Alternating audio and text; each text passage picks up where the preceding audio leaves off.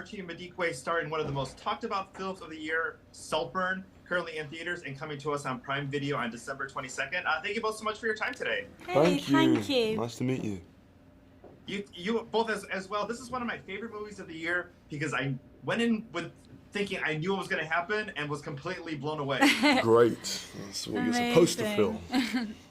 That's the way it's supposed to go. Because Archie, I heard you talk about your audition for writer-director Emerald Fennell, that you didn't even know what the project was going to be. You were just auditioning for Emerald. Totally. I mean, there was so much, it was shrouded in so much secrecy. Obviously, her first script won her best original screenplay, and so the script was very much under lock and key.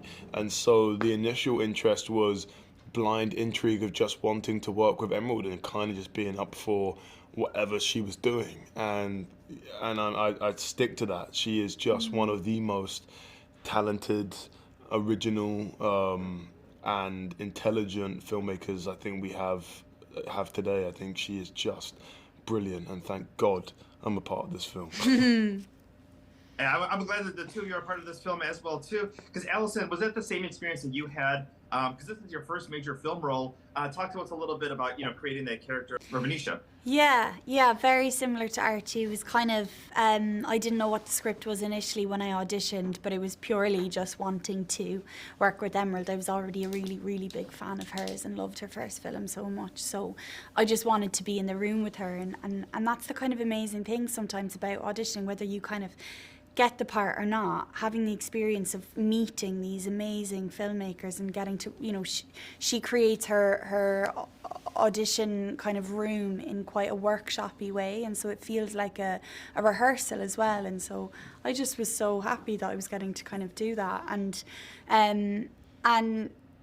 building Venetia was so exciting because I think with all of the characters in the script, they kind of leap off the page and just arrive towards you. They're so fully formed and fleshed out and feel like very, very real people. That, stepping inside of them is a total collaboration with Emerald. And I think when I initially read Venetia, I was quite intimidated by her. Like, I was kind of scared to, step into her skin. But I think it's like anything. Once you do, it's like, oh my God, I found her to be quite heartbreaking and actually quite a lonely and sad person underneath all of it. And I think as much kind of, I had so much fun, obviously with her kind of hair and costume, and, she's a very kind of provocative, bored person, and I think she has a lot of fun with kind of pawing at things and trying to make things happen, when we see that specifically happen with Oliver. But also just kind of, I was quite moved and struck by her loneliness and kind of idleness within that house, and what her lifestyle is when we don't see her in this film, and kind of where her life is going, and so yeah, she's an extraordinary creation by Emerald, and I just felt so lucky to play her. I mean, because that's the one thing too of how she presents herself and what's really going on. Exactly. And that's the same thing with Farley as well too, is that at any moment the floor underneath Farley could just collapse. Of course. I mean, and so he's very hyper aware of that. He's constantly, if you look at Farley, he's always in the background on high alert. There's so much happening in his face and his eyes because he's just listening for when he should and shouldn't speak up, listening to what the dynamic changes are. And often, someone said to me yesterday, there's so much happening on his face, and I think he's like, when we see him, he's at a point where he's maybe starting to reach capacity for how much he can take of the family.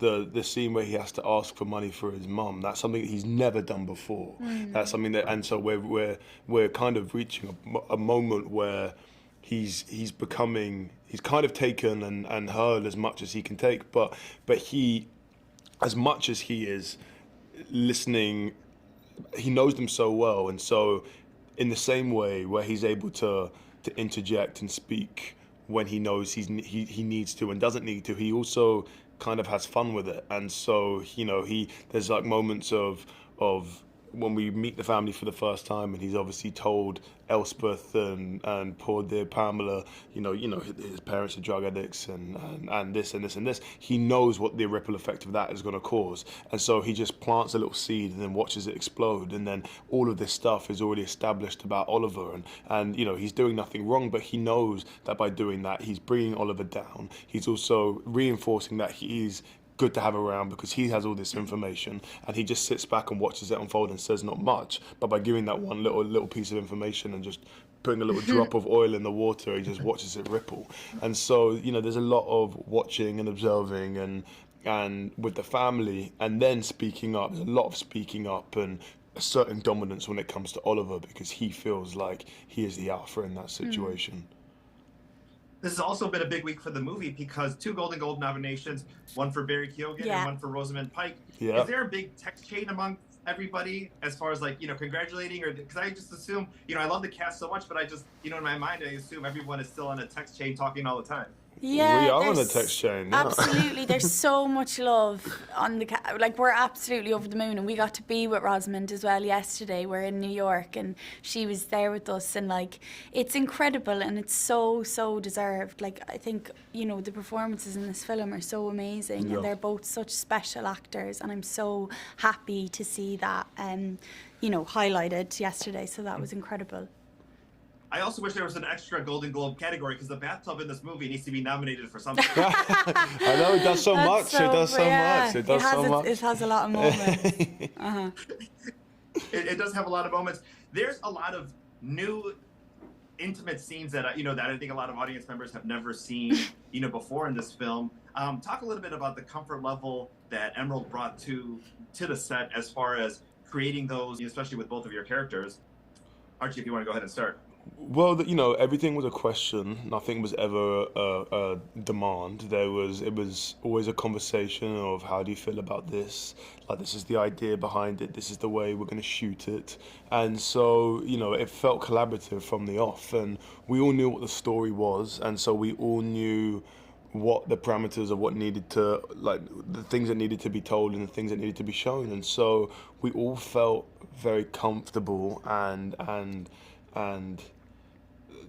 there was constantly this feeling of respect on set, and so there was never any anxiety around any of those scenes. It was always just everybody, as far as I remember, everybody was game for kind of everything, because we just felt so to go. Yeah, we just felt very confident in Emerald's very capable hands. We just knew that she had our best interest. And I think as well, the thing with I think all of the sex scenes really in this film are, none of them are below the neckline, really. And so actually the audience are doing all the work in terms of imagining what's happening.